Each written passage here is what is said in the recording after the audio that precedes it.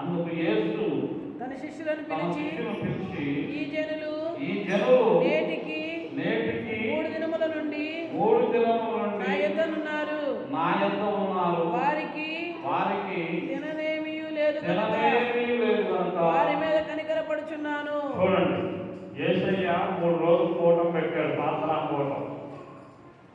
ఆ 3 రోజులు కూటం పెట్టినప్పుడు ఆ 3 రోజుల కూటంలో వాళ్ళకి ప్రార్థనకు వచ్చారు. ఆయన వాక్యం విన్నారు. వాక్యం విన్న వారికి ఆహారం పెట్టాలని వారి మీద కనికరపడి ఆలోచించాడు. శిష్యులను అడిగారు, శిష్యులు అబ్బాయిలు మీ దగ్గర ఏమున్నాయి అన్నారు. ఏమున్నాయి యేసయ్య? 5 రొట్టెలు 2 చేపలు ఉన్నాయి అన్నారు. గ్రహించండి, 5 రొట్టెలు 2 చేపలను దేవుడిని తీసుకొని యేసయ్య దానికి కృతజ్ఞతాస్తుతులు చెల్లించి ఆకాశం వైపు చూసి ప్రార్థన చేశాడు.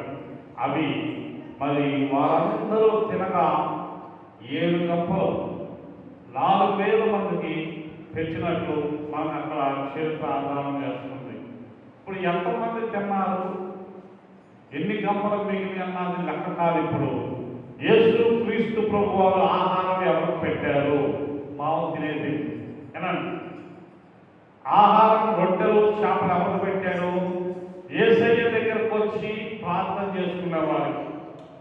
ఊరు మొత్తాన్ని కలిసి భోజనాలు పెట్ట యేసయ్య. దేవుడు కనికర సంపన్నుడు. వాక్యము విన్న వారికే ఆహారం పెట్టాడు. చరిత్ర ఆధారం చేసుకుని మనం బతకాలి. ప్రతి విషయంలో మనం భోజనాలు పెట్టాలంటే క్రైస్తవులు మందిరంలో కూర్చొని ప్రార్థన చేసుకొని పాపాలు ఒప్పుకొని వాక్యం విన్న వాళ్ళకే మనం భోజనాలు పెట్టాలి. బయట వాళ్ళని పిలిచి భోజనాలు పెట్టాలి. ఎందుకంటే యేసయ్య మనకు మార్గంగా చూపించిపోయాడు. ఆయన దగ్గర వాక్యం విన్న వాళ్ళకే భోజనం పెట్టాడు. మన ఆధారం చేసుకోవాలి బతికేటప్పుడు. అదే టైంగా యేసయ్య ప్రేమమయుడు కదా, యేసయ్య జాలి కలిగిన దేవుడు కదా, ఊరు మొత్తాన్ని పిలిచి పెడతామా అని మీరు అనకూడదు. వాక్యం విని వాక్యం బట్టి బ్రతికే వాళ్ళకి ఆహారం పెట్టాలి. ఇది బాగా మైండ్లో గుర్తుపెట్టుకోండి. ఇది మామూలు ఆహారం, రోజువారు తినే ఆహారం, అన్నం. వాళ్ళు రొట్టెలు తినేవాళ్ళు, చేపలు తినేవాళ్ళు. మనమేమో రైస్ అన్నం తింటున్నాం, బియ్యం తింటున్నాం, ఏదో కూరగాయలు, లేకపోతే చికెనో మటనో చేపలో తింటున్నాం. రోజువారు తినే ఆహారం ఎవరు పెట్టాలి? ఇప్పుడు క్రైస్తవులు చెప్పండి. మందిరానికి వచ్చి ప్రార్థన విని ప్రార్థన చేసుకొని పాపాలు ఒప్పుకొని దేవుడి మాటలు విని బతికే వాళ్ళకి అన్నం పెట్టాలి. అంతేనా? అక్కడ అదేగా ఉంది. 3 రోజులు ఉంటే వాళ్ళు వాక్యం వింటున్నారు. అంతేగాని రోడ్ల మీద వెళ్ళే వాళ్ళకి, సిగరెట్లు తాగే వాళ్ళకి, మందు కొట్టే వాళ్ళకి అన్నం పెట్టేరు అని రాయలేదు. మనం ఏదైనా వాక్యం బట్టి బతకాలి, వాక్యం బట్టి నేర్చుకోవాలి. మన ముందు కాలంలో యేసయ్య అలా చేశాడు. వాక్యం విన్న వాళ్ళకి అన్నం పెట్టాడు, రోజువారీ తినే తిండి పెట్టాడు, బయట వాళ్ళకి తెలిసి పెట్టలేదు. ఇది మైండ్లో పెట్టుకోవాలి మీరందరూ. హల్లెలూయా, హల్లెలూయా. ఇది రోజువారీ తినే ఆహారం. యేసయ్య అన్నం పెట్టాడు, మంచిదే.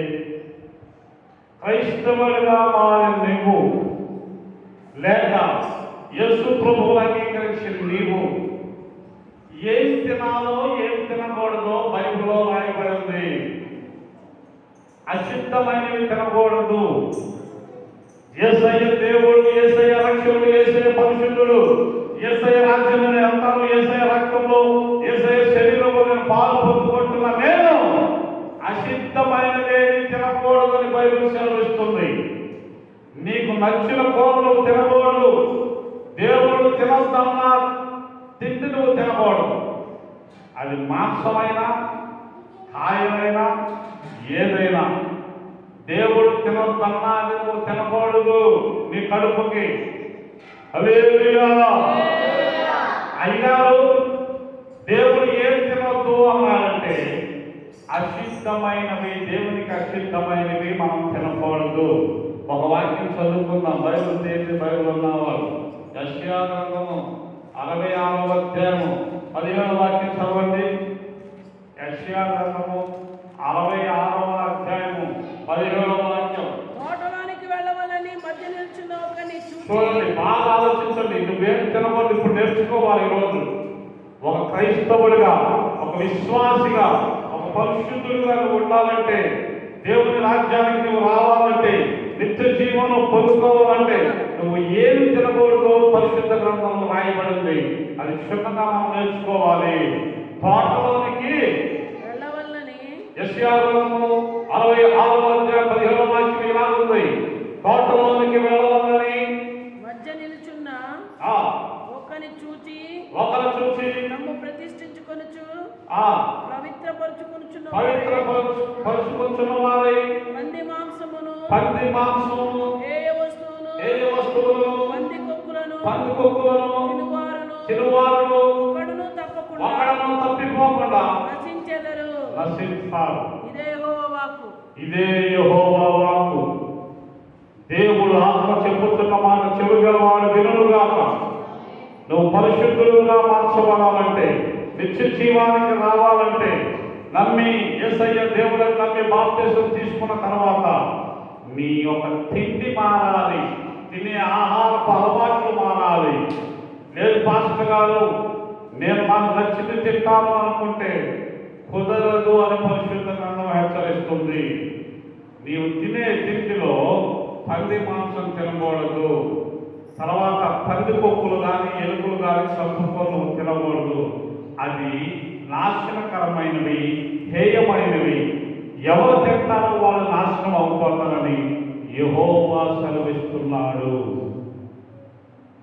ఈ మాట మితిమీరి ఎవరు తినకూడదు. ఎందుకు తినకూడదు పాస్టర్ గారు? అవి కూడా దేవుడు చేత సృష్టించబడుతుంది అని మీరు అడిగితే ఇంకో వాక్యం తీయండి బైబిల్ గ్రంథంలోండి. ద్వితీయోపదేశకాండము 14వ అధ్యాయం 3 నుండి 8 వచనాల వరకు చదువుకుందాం ఒకసారి. ద్వితీయోపదేశకాండము 14వ అధ్యాయం బైబిల్ గ్రంథం తీయండి. చూడండి ఇక్కడ ద్వితీయోపదేశకాండము 14వ అధ్యాయం 3వ వచనం కాదు చదువుతున్నాం. ఏంటండి? నీవు హేయమైనది తినకూడదు. మీరు తినదగిన జంతువులు ఏమనగా ఎద్దు, గొర్రెపిల్ల, మేకపిల్ల, దుప్పి, ఎర్ర చిన్న జింక, దుప్పి, కారుమేక, కారుజింక, లేడి, కొండగొర్రె అన్నవి జంతువులలో 2 డెక్కలు గలదై నెమరవేయు జంతువులను తినవచ్చును. చూడండి ఇక్కడ, నెమరవేయు వాటిలోనిదే కానీ 2 డెక్కలు గల వాటిలోనిదే కానీ నెమరు వేసి ఒంటి డెక్కను, ఒంటె కుదేలు, పొట్టి కుదేలు వాటిని తినకూడదు. అవి మీకు హేయములు. మరియు పంది 2 డెక్కలు గలదైనను నెమరవేయదు కనుక అవి మీకు హేయములు. వాటి మాంసమును తినకూడదు, వాటి కళేబరమును ముట్టకూడదు. యేసు నామములో అట్టి దీవెన మనకు వచ్చునుగాక. హల్లెలూయా. పంది మాంసం ముట్టకూడదు. ఒకవేళ రోడ్డును పోయినప్పుడు దారిలో పడినా కూడా దాన్ని ముట్టుకోకూడదు. మనం పరిశుద్ధులము. హల్లెలూయా. యేసయ్యను నమ్ముకున్న వారు పరిశుద్ధులము. తిండిలో అపవిత్రత, తినే ఆహారంలో అపవిత్రత, ఏం మాంసం తింటున్నామో మనకు జ్ఞానం ఉండాలి. పరిశుద్ధ గ్రంథంలో రాయబడింది. యెహోవా సెలవిచ్చిన మాట ఏంటంటే పంది కొక్కులను, పంది మాంసం తినేవారు నాశనం అయిపోతారని బైబిల్లో రాయబడింది. ఖచ్చితంగా ఉంటాయి, కొన్ని మాటలు కఠినంగా ఉంటాయి. ఆచరణలో తెచ్చుకోవాలి, పాటించాలి. మానయ్య బాప్తిసం తీసుకొని ప్రభు బిడ్డలని ఎరిగి ఆయన రక్తంలో, ఆయన శరీరంలో పాలు పొందుకుంటున్న నీవు తినే తిండి ఏమి తినాలో కూడా బైబిల్లో రాయబడింది. తిండి ద్వారా నువ్వు అపవిత్రురాలు అయిపోతావు, అపవిత్రుడు అయిపోతావు, నాశనానికి వెళ్ళిపోతావు.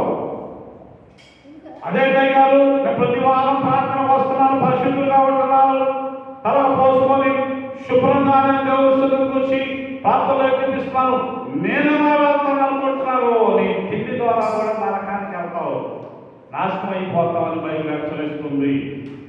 ఇంత ఒక ముందు ఎవరైనా మీకు చెప్పలేదేమో, దేవుడు ఈ మధ్యాహ్న కాల సమయంలో మాట్లాడుతున్నాడు.